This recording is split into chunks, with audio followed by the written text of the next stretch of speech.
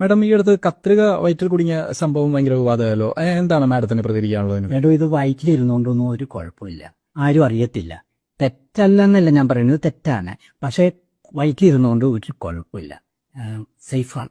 രോഗിക്കൊരു കുഴപ്പമില്ലേ? രോഗിക്ക് കുഴപ്പമില്ലെന്നല്ല, കത്രികയ്ക്ക് കുഴപ്പമില്ല. കത്രിക പുറത്താണ് ഇരിക്കണമെങ്കിൽ ഈർപ്പം തട്ടി ചിലപ്പോൾ അത് തുരുമ്പ് പിടിക്കും, അല്ലെങ്കിൽ ഉപയോഗിച്ച് തേയ്മാനം വന്ന് ഒടിഞ്ഞു പോവുകയൊക്കെ ചെയ്യാം. പക്ഷെ വയറ്റിൽ ഇരിക്കുന്നിടത്തോളം കാലം ഇത് സേഫാണ്.